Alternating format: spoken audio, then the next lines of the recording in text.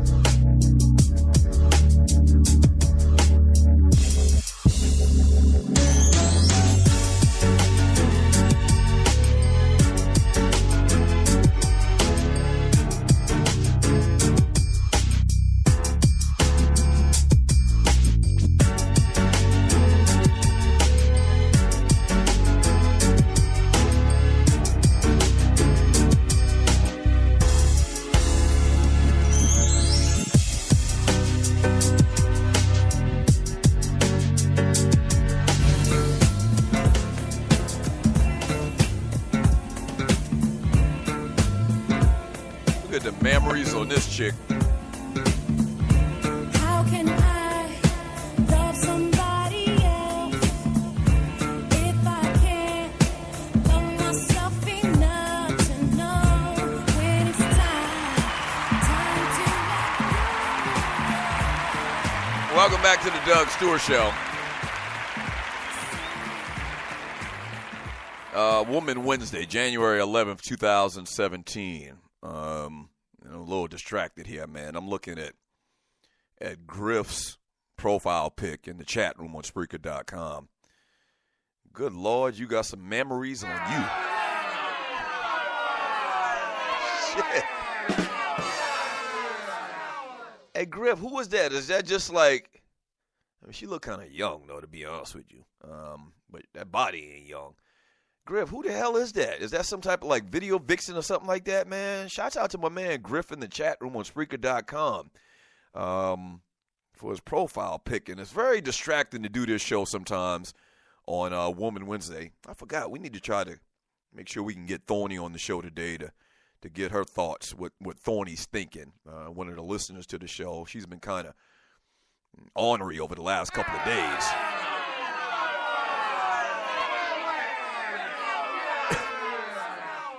But thank you, Stewies. Make sure you change your profile pic to a beautiful woman on Woman Wednesday. We'd appreciate it. Way to go, Griff. Good Lord, them some memories. 404-382-0338. You can also email me at Doug@thedugstewart.com. Grayson Allen is back at it, man, in his third game back since serving a one-game suspension for tripping an opponent in his third such incident in the past 10 months. Grayson Allen shoved the Florida State assistant coach as he was falling to the ground.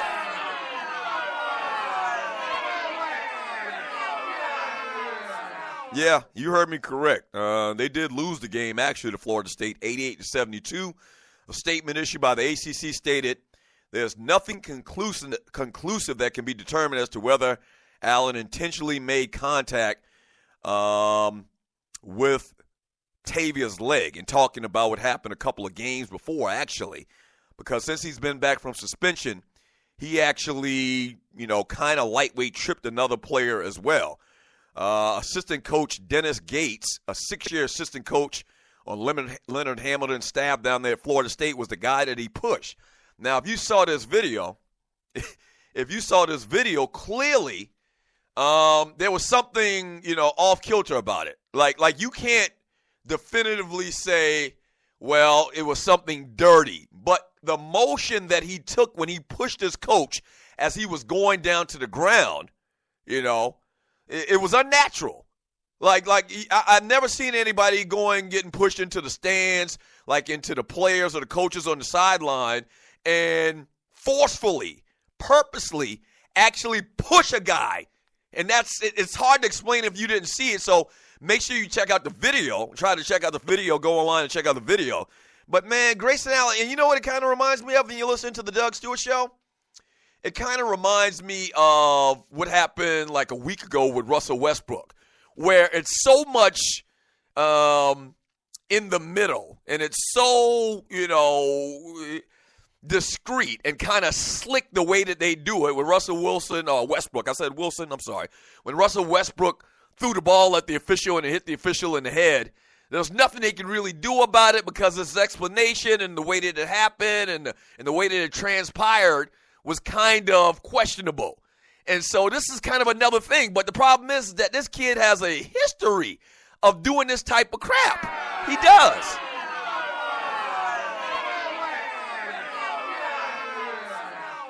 So, I mean, it looks dirty to me, especially knowing this guy's history once again. He's, I mentioned it just now when we started talking about the story.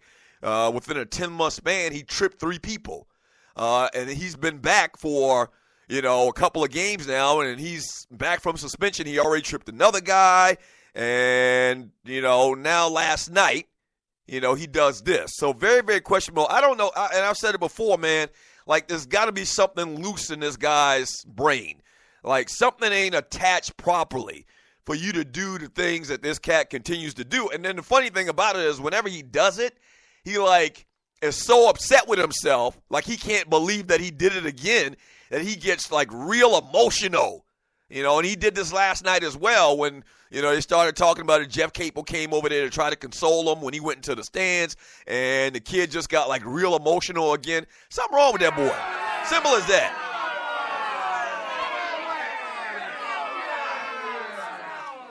Something is wrong with that boy. And kind of on the same lines, and you're listening to the Doug Stewart Show, and excuse me, and I didn't get a chance to talk about this on yesterday. Because we were obviously all encompassed in talking about everything that happened in the national championship game the night before, which a lot of y'all, a lot of y'all still mad. But I'm sure you've heard about the story of New York Knicks point guard Derrick Rose. He said that he left the team before Monday's game against the New Orleans Pelicans due to a family issue involving his mother. Here's a quote from Derrick Rose. You're listening to the Doug Stewart Show. It had nothing to do with the team or basketball. So there's a lot of, conjecture out there that him and Hornacek, the head coach of the Knicks, aren't getting along. So I guess he's trying to clear that up. That's the first time I ever felt like that emotionally, and I had to be with my family. Rose said he left the club without permission shortly after morning shoot-around on Monday. He flew to Chicago, his hometown. He flew back to New York on Tuesday morning. In return to practice, he apologized to team president Phil Jackson, general manager Steve Mills, and his teammates. He says, quote, I don't want any distractions to the team, especially what we have going on right now, and I apologize to the team, just letting them know it will never happen again. I'm sorry, man, and I'm a Derrick Rose fan. I like Derrick Rose. Seems like he's a good kid. It really does. It seems like he's a good kid, man. Very humble, quiet, unassuming, but this is totally unacceptable.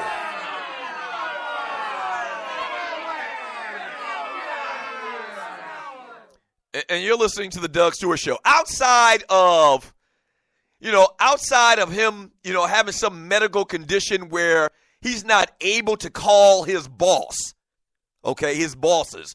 outside of, him having, I don't know, a heart attack and he's in the hospital on life support, or maybe outside of that, or maybe, somebody abducted his parent. Now, he's from Chicago, and they do a lot of that crazy type stuff around there from what I've heard. Outside of somebody abducting his mama and like holding her ransom, and part of the stipulations when they're asking for this ransom is you can't tell the police or your team or your boss what you're doing or where you're going. You need to come give us this amount of money. Outside of that, it's unacceptable. Something like this is unacceptable. It takes absolutely 5 seconds. It takes 5 seconds for this man to call his boss that pay him over $20 million a year and just say, listen, man, I'm going through something personal right now. I'm not going to be there today. I'm going to miss the team shoot around. I'm going to miss the game or whatever maybe. I got some real personal issues that I got to deal with. That's all. It could have been under a minute. I like Derrick Rose once again, but this is unacceptable, and I don't know what you even do because it's kind of like my Uncle Donnie always says, the rabbit got the gun. He's a star player. He's the straw that stirs the drink. What are you going to do? You're going to fire him? You're going to cancel his contract? You gave him $20 million because he's that good of a player. You need him that much in your organization. Like, I can't think of, and you're listening to the Doug Stewart Show, I can't think of something like this that I've heard about ever again where it didn't, involve something real ominous. Like, what was the guy's name in the Super Bowl for the Cincinnati Bengals? His name was Stanley. His first name was Stanley, or his last name was Stanley. There was another case in the Super Bowl as well where a guy got, high. He was in a crack house or whatever, and he missed the Super Bowl. So there's been a couple little instances like that. So when you think of a story like this, it's usually something negative, something very, very ominous, something bad. And from what they're saying, and you listen to the Doug Stewart Show, it's nothing like that. And if it's nothing like that, if it's nothing to the absolute extreme, like, that's unacceptable. And you'll listen to the Doug Stewart Show. I want to get your thoughts on this, man. And once again, I like Derrick Rose. I remember I had, who my man, what's his name? Scoop Jackson. He's from Chicago, obviously talking head in sports, and he's from Chicago, and it was crazy to me. Something had happened with Derrick Rose a couple of years ago, and Scoop came on the show, man, and just defended this kid to the hilt. All right? And once again, seems like a good person, but I'm sorry.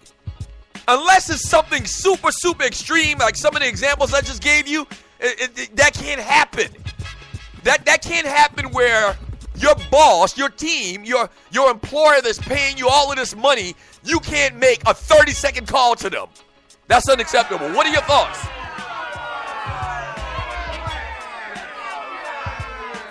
Grayson Allen with his record, unacceptable. Derrick Rose not calling his boss, unacceptable. What are your thoughts? I want to get your thoughts when we get back from the break. 404-382-0338. I'll also read some of your emails. Don't go away. This is the Doug Stewart Show, Woman Wednesday.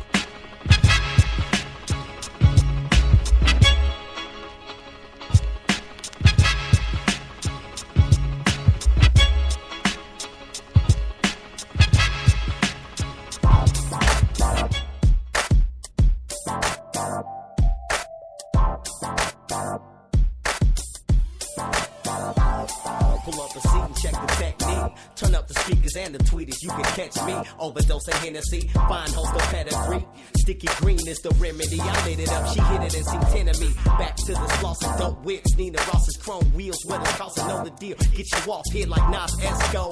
Nigga, let's roll. I can show you how to get it on the low. Kicking flows, pipping hoes on the stroll. It's a daily routine. Niggas sticking to the script like a bitch in Maybelline. Some niggas want the money and some niggas want the fame. Some niggas want it all. Weighing heavy in the game. Pushing heavy on your brain. Switch a lane to entertain. Blowing suckers out the brain. That's why I'm potent as the cane. There's a million ways for you to try to step and get played. Just remember one thing. We ain't nothing you contain. There's a million ways to ride. You want it? choose one. Still dipping in the pain, blowing on the blunt. Jealous niggas wanna stunt, they don't be riding like that. If it wasn't for the music, I'd be pulling the strap. There's a million ways to ride, you want it? Choose one. Still dipping in the pain, blowing on the blunt. Jealous niggas wanna stunt, they don't be riding like that. If it wasn't